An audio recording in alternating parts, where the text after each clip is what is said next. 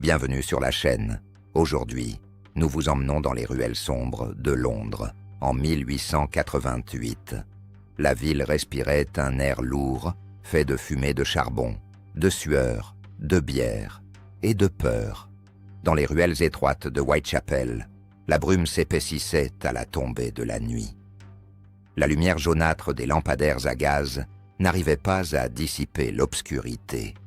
Elle ne faisait que créer des ombres plus denses, plus menaçantes, où n'importe quelle silhouette pouvait cacher des intentions mortelles. Les pavés humides reflétaient une clarté tremblotante, comme des miroirs brisés.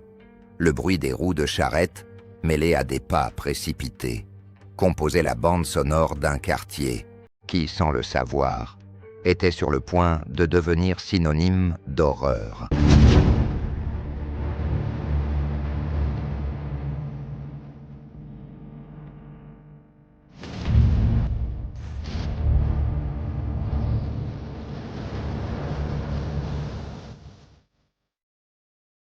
Mais avant de découvrir ce qui s'est vraiment passé cette nuit-là, avant de comprendre comment est né le mythe de Jack l'Éventreur, nous devons d'abord vous parler du contexte.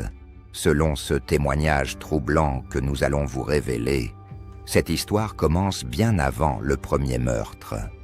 Dans la seconde moitié du XIXe siècle, Londres était considérée comme le cœur de l'Empire britannique, une métropole en pleine expansion, centre de commerce, d'industrie et de culture.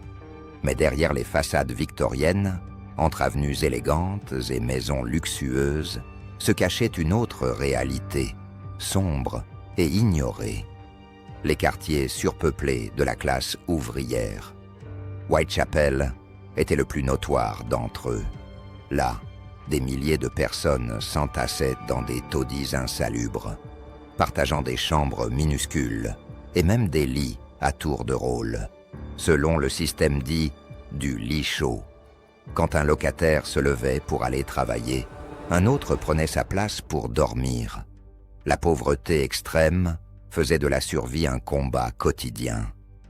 L'alcoolisme, les maladies, la violence domestique et la prostitution faisaient partie du décor. Si cette histoire vous captive déjà, n'hésitez pas à vous abonner à Flippantes Histoires. Activez la cloche de notification pour ne manquer aucune de nos enquêtes troublantes. Et laissez un like si vous appréciez notre travail. Les femmes qui n'avaient aucun autre moyen de subsistance se voyaient contraintes de vendre leur corps pour quelques pièces, parfois simplement pour obtenir un toit pour la nuit ou un morceau de pain. Le froid mordant des nuits londoniennes était implacable. Celles qui n'avaient pas d'argent pour payer un abri dormaient dans la rue, enveloppées de chiffons, exposées à la violence et au mépris de la société. C'est dans ce décor de misère et d'abandon qu'un assassin trouva la scène parfaite pour laisser son empreinte. En avril, quelques mois avant que le nom Jack l'Éventreur ne fasse la une des journaux, une femme nommée Emma Smith fut attaquée brutalement. Elle survécut assez longtemps pour dire à la police qu'elle avait été agressée par un groupe d'hommes. Mais elle mourut le lendemain, à l'hôpital. Bien que sa mort n'ait jamais été officiellement attribuée à l'Éventreur, les spécialistes la considèrent comme le premier signe d'une vague de violence bientôt incontrôlable. Quelques mois plus tard, en août, une autre femme, Martha Tabram, fut retrouvée morte, poignardée 39 fois. L'attaque était sauvage, mais différente du schéma qui allait se dessiner dans les meurtres canoniques. Pourtant, l'atmosphère de peur commençait à se former, comme des nuages noirs annonçant la tempête. À cette époque, Whitechapel était un terrain fertile pour la paranoïa. Les ruelles étroites et mal éclairées permettaient des fuites rapides. La population immigrée, composée en grande partie d'Irlandais et de Juifs venus d'Europe de l'Est, subissait une forte discrimination. Chaque nouveau crime devenait le carburant du préjugé et de la haine. La police, divisée entre la Metropolitan Police et la City of London Police se perdaient dans des querelles de juridiction. Quant à la presse, de plus en plus puissante, elle alimentait la panique avec des titres sensationnalistes. C'était le contexte parfait pour la naissance d'un mythe. Non pas seulement un criminel, mais une figure spectrale, capable de hanter des générations entières. Le premier des meurtres canoniques eut lieu le 31 août 1888. Le corps de Mary Ann Nichols, 43 ans, fut retrouvé peu avant l'aube dans Bucks Row. Elle avait été attaquée avec une brutalité extrême, la gorge profondément tranchée et l'abdomen mutilé. Nichols était une femme marquée par la pauvreté. Séparée de son mari, elle avait passé des années dans des refuges, survivant parfois en se prostituant. Cette nuit-là, après avoir bu dans un pub, elle avait été vue tentant de trouver de l'argent pour payer un lit dans un abri de Whitechapel. Elle n'avait pas réussi. Elle errait seule dans le froid quand elle croisa l'assassin.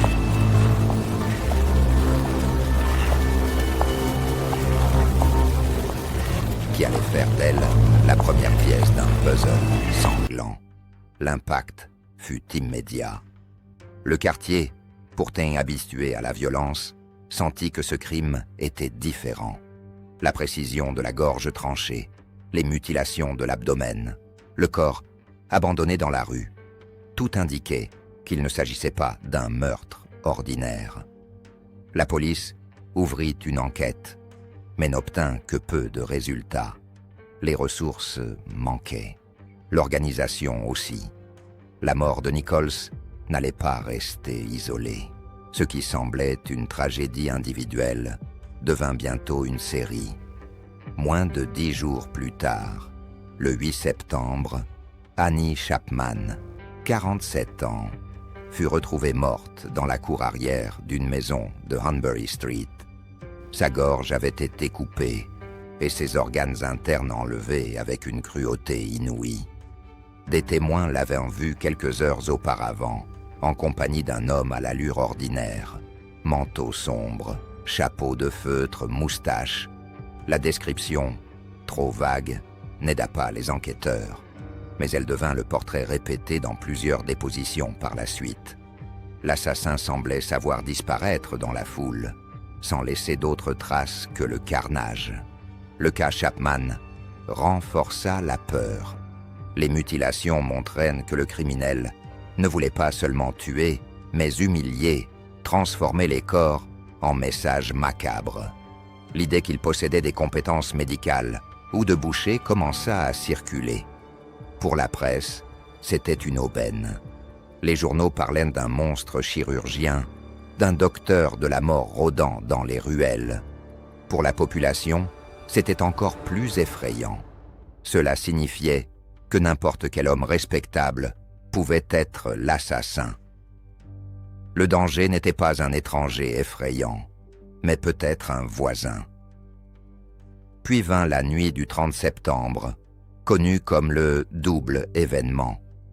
D'abord, le corps d'Elizabeth Stride, 45 ans, fut découvert peu après minuit, la gorge tranchée.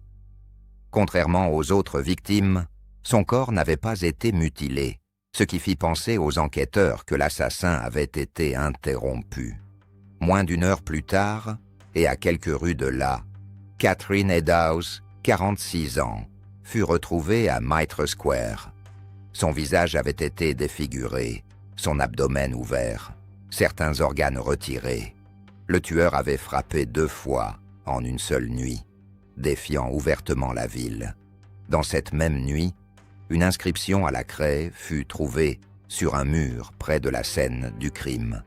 Le texte évoquait les Juifs, attisant encore plus les tensions. Craignant des émeutes antisémites, le commissaire ordonna qu'on efface immédiatement l'inscription. Cette décision reste controversée. Certains pensent qu'elle fit disparaître une preuve importante. Mais à l'époque, l'urgence était d'éviter une explosion de violence.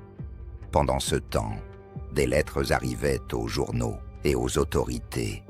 La plus célèbre, A mighty datée du seal for an 27 ordinary letter. septembre Nothing about it seems ordinary, Mr. 1888, Finch. Good Lord, look at était this ink. adressée à la It's Central glowing. News And that key, Agency. whatever it opens, I wager it's not a cupboard. This- L'auteur A mighty s'identifiait seal for an comme ordinary letter. Jack Nothing le about it Ripper, seems ordinary, Jack Mr. Finch. l'Éventreur. Good Lord.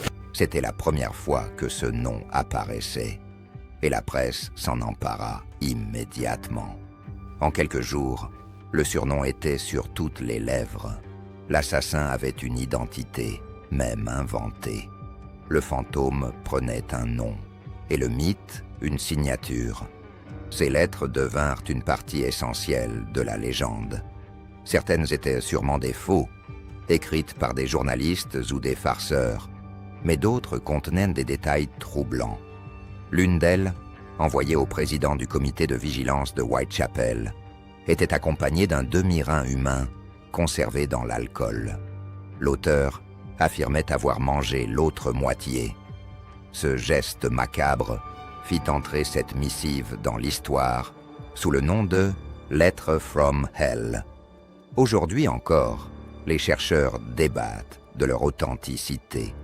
Mais au fond, qu'elle soit vraie ou fausse, importait peu. Elles renforcèrent la peur et donnèrent au meurtrier une voix. Le 9 novembre 1888, l'affaire atteignit son apogée d'horreur. Dans une petite chambre de Miller's Court, le corps de Mary Jane Kelly, seulement 25 ans, fut découvert dans un état indescriptible, contrairement aux autres victimes assassinées dans la rue. Kelly avait été tuée dans son logement. L'assassin disposait de temps et d'intimité. Le massacre fut tel que même les enquêteurs les plus aguerris restèrent marqués à vie. Des organes étaient éparpillés, du sang recouvrait les murs, des morceaux de chair reposaient sur la table. Le feu de la cheminée brûlait encore, alimenté par des vêtements, probablement pour éclairer la scène pendant le carnage. Mary Jane Kelly fut la dernière des 5 canoniques. Mary Ann Nichols, Annie Chapman, Elizabeth Stride, Catherine Eddowes, Mary Jane Kelly. Après elle, les meurtres cessèrent brusquement. Le silence était aussi mystérieux que les crimes eux-mêmes. Pourquoi le tueur avait-il arrêté? Était-il mort, emprisonné pour un autre délit, parti ailleurs? Personne ne le sait. Et c'est ce silence qui ouvrit la voie à un mystère qui perdure encore aujourd'hui. Au fil des années, de nombreux suspects furent désignés. Aaron Kosminski, un barbier juif polonais, souffrant de troubles mentaux, reste l'un des candidats les plus sérieux. Montagu Druitt, un avocat qui se suicida peu après le dernier meurtre, suscita également les soupçons. James Kelly, un fugitif d'asile qui avait tué sa femme, fut aussi évoqué, mais aucune preuve définitive ne permit jamais d'identifier avec certitude l'éventreur de Whitechapel. En 2019, des analyses ADN sur un châle supposément retrouvé sur une scène de crime désignèrent Kosminski comme coupable probable. Mais ces résultats furent rapidement contestés par la communauté scientifique. Le mystère reste entier. Alors que les corps s'accumulaient, la police tentait désespérément de dresser un portrait cohérent du meurtrier. L'inspecteur Frederick Aberlin, peut-être le plus célèbre des enquêteurs impliqués dans l'affaire, croyait que le criminel était quelqu'un qui connaissait intimement la zone. Pour lui, il ne s'agissait pas d'un étranger venu seulement pour tuer avant de disparaître. C'était quelqu'un qui faisait partie du paysage, qui connaissait chaque ruelle, chaque sortie discrète, chaque passage caché. Aberlin pensait que cette connaissance donnait à l'assassin un avantage presque insurmontable. Whitechapel était un labyrinthe parfait pour un prédateur. D'autres officiers n'étaient pas d'accord. Certains insistaient sur le fait que les incisions sur les corps des victimes montraient une compétence technique, suggérant que l'assassin pouvait être médecin, étudiant en anatomie ou même boucher. La reine Victoria, informée des crimes, alla jusqu'à écrire qu'elle croyait que le criminel était probablement un boucher travaillant sur les navires et ayant accès à des couteaux bien aiguisés. Cette théorie avait du sens à l'époque, puisque le port de Londres était très fréquenté et accueillait des ouvriers temporaires qui pouvaient disparaître aussi facilement qu'ils étaient arrivés. Pourtant, rien ne fut jamais prouvé. Ce qu'il y avait, ce n'étaient que des hypothèses, pas des preuves. Alors que la police se divisait en théories, la presse profitait des fruits de la panique. Jamais les journaux londoniens n'avaient autant vendu. À chaque meurtre, des éditions spéciales étaient imprimées, et les rues se remplissèrent de gens avides de nouvelles fraîches sur l'éventreur de Whitechapel. Le nom Jack the Ripper était déjà solidement ancré. À chaque manchette, le mythe grandissait.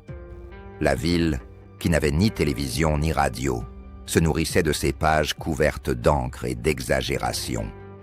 C'était l'âge d'or du journalisme sensationnaliste dans sa forme la plus brute. Et Jack, qu'il ait envoyé des lettres ou non, était traité comme un auteur qui écrivait sa propre histoire. Les lettres étaient un chapitre à part. La Dear Boss Letter, la Saucy Jackie et la From Hell Letter devinrent presque aussi célèbres que les meurtres eux-mêmes. L'idée d'un assassin qui non seulement tuait, mais se moquait aussi des autorités et communiquait avec la presse, était un carburant parfait pour l'imaginaire collectif. Aujourd'hui encore, les chercheurs discutent pour savoir lesquelles de ces lettres étaient authentiques et lesquelles n'étaient que des fraudes inventées par des journalistes avides de vente. Mais en pratique, peu importe. Elles avaient rempli leur rôle, celui d'amplifier la terreur. Le comité de vigilance de Whitechapel naquit justement comme une réponse au sentiment d'inefficacité policière. Formé par des locaux et dirigé par George Lusk, le comité patrouillait les rues, offrait des récompenses et faisait pression sur les autorités pour obtenir des résultats. C'était un mélange de surveillance communautaire et de spectacle public. Lusk en particulier devint la cible de menaces et aussi le destinataire de la lettre la plus macabre de toutes. Lui-même avoua craindre pour sa vie et à juste titre, recevoir par la poste un demi-rein humain n'était pas une chose banale, même dans une ville déjà anesthésiée par la violence. La peur envahit la vie quotidienne. Les femmes qui sortaient auparavant seules la nuit évitaient désormais de circuler sans compagnie. Les prostituées, principales cibles de l'assassin, commencèrent à se regrouper ou à abandonner temporairement leur activité. Les bars, autrefois bruyants, se remplirent de conversations à voix basse, toujours centrées sur la question du prochain meurtre. Il suffisait d'un accent ou d'une apparence différente pour être considéré suspect. Le préjugé trouva dans la peur un terrain fertile. Dans cette atmosphère, des suspects ponctuels apparurent. Le plus célèbre fut John Pizer, surnommé Leather Apron, le tablier de cuir. C'était un cordonnier juif accusé par des voisins d'avoir un comportement agressif envers les prostituées. La presse le présenta comme l'assassin, presque certain, jusqu'à ce que son innocence soit prouvée. Pizer avait un alibi, et les crimes continuèrent même après sa détention. Pourtant, son nom resta à jamais associé à l'affaire. Preuve de la façon dont l'hystérie populaire pouvait détruire une réputation en quelques jours. Un autre suspect fut Montague John Druitt, un avocat qui se suicida en décembre 1888, peu après le meurtre de Mary Jane Kelly. Pour certains, sa mort soudaine paraissait une coïncidence trop forte pour être ignorée. Pour d'autres, il n'y avait pas assez de preuves pour le relier au crime. La liste des suspects s'allongea au fil des années, allant de figures obscures à des personnalités illustres comme le prince Albert Victor petit-fils de la reine Victoria. Mais cette dernière théorie est considérée comme absurde par la plupart des chercheurs, davantage le fruit de l'imagination populaire et du goût pour les complots que de véritables preuves.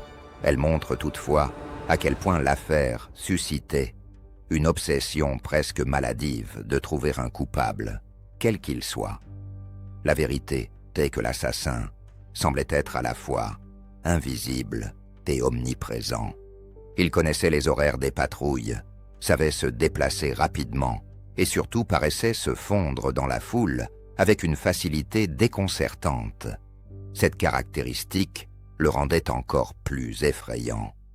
Ce n'était pas un monstre à l'apparence grotesque, mais un homme ordinaire capable de passer inaperçu. Cela signifiait que pour les femmes de Whitechapel, chaque client pouvait être Jack. Pour les voisins, chaque connaissance pouvait être Jack. Pour la police, chaque suspect était à la fois plausible et écartable. L'absence d'une solution concrète fit naître quelque chose de nouveau. Les premiers efforts modernes de profilage psychologique. En 1888, le docteur Thomas Bond, chirurgien de la police, analysa les corps et conclut que tous les meurtres canoniques avaient été commis par le même homme. Il décrivit l'assassin comme quelqu'un présentant des perversions sexuelles et des tendances homicides. Un homme qui tuait par plaisir et non par nécessité. Bond souligna aussi que les incisions n'indiquaient pas une technique chirurgicale raffinée, mais plutôt une brutalité impulsive.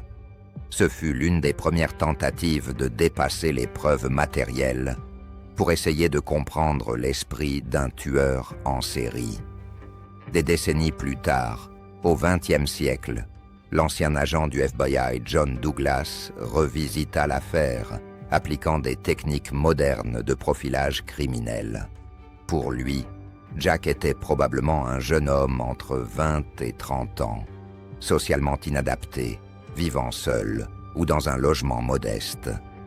Quelqu'un animé d'une haine profonde des femmes, en particulier des prostituées, peut-être motivé par des frustrations sexuelles ou des maladies vénériennes. Le profil de Douglas correspondait à certains des suspects les plus sérieux de l'époque, comme Aaron Kosminski, un immigré juif polonais souffrant de troubles mentaux et interné dans un asile. Bien qu'il n'ait jamais été condamné, beaucoup croient encore aujourd'hui qu'il fut le véritable éventreur.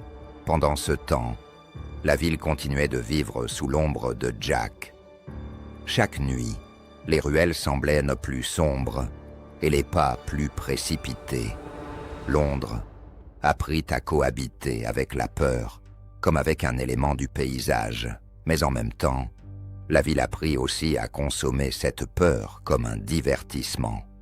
À chaque nouvelle manchette, le public se précipitait au kiosque. Les discussions dans les pubs se transformaient en enquêtes improvisées. Whitechapel devint à la fois scène et spectacle, et Jack, plus qu'un assassin, devint un personnage, peut-être le premier tueur en série véritablement mondial. Cette transformation culturelle est essentielle pour comprendre pourquoi le mythe persiste encore aujourd'hui. Jack n'était pas seulement un criminel réel, il était une construction collective. Il fut façonné par la presse, par la peur, par l'incapacité de la police et par l'imagination populaire. En même temps qu'il terrifiait, il fascinait. L'horreur avait un attrait irrésistible, et consciemment ou non, toute la ville contribua à l'immortaliser. Cependant, la question centrale demeurait sans réponse. Pourquoi Jack s'arrêta-t-il? La mort de Mary Jane Kelly fut si brutale qu'elle semblait la conclusion naturelle de la série, comme si l'assassin avait atteint le sommet de sa rage et ne pouvait aller plus loin. Certains croient qu'il mourut peu après, peut-être de maladie ou d'accident. D'autres pensent qu'il fut emprisonné pour un autre crime et ne sortit jamais. Il existe encore l'hypothèse qu'il ait simplement changé de quartier ou de pays, poursuivant sa tuerie ailleurs sans être reconnu. Mais aucune de ces théories ne fut jamais prouvée. Le silence qui suivit, novembre 1888, est aussi intrigant que les crimes eux-mêmes. Cette absence de réponse alimente encore aujourd'hui la fascination pour l'affaire. Chaque détail oublié dans les rapports policiers, chaque témoin contradictoire, chaque lettre suspecte devient matière à spéculation. Le mystère est le moteur qui entretient la légende. Jack l'Éventreur n'est pas seulement l'histoire de 5 meurtres brutaux. C'est l'histoire de la manière dont une ville entière, puis le monde, réagit à l'inconnu. Il est la personnification de la peur collective. Une peur qui a traversé les siècles et reste présente dans les films, les livres, les séries et même les circuits touristiques. Le mythe est plus grand que l'homme. Et c'est peut-être justement pour cela que nous ne connaîtrons jamais son vrai visage. Les meurtres cessèrent après novembre 1888, mais l'ombre de Jack ne disparut pas. Au contraire, elle semblait grandir chaque jour, comme si le silence était encore plus menaçant que les cris étouffés dans les ruelles. Le quartier de Whitechapel continuait de se tordre sous le poids de la misère. Mais il y avait désormais quelque chose de nouveau, une plaie ouverte que tous craignaient de toucher. Londres apprit à vivre avec la présence d'un fantôme. Il n'y avait plus de corps nouveaux, mais la peur demeurait qu'à tout instant, il puisse revenir. Chaque pas pressé, chaque silhouette surgissant de la brume, chaque éclat reflété par la lumière des lampadaires, pouvait être le début d'un nouveau massacre.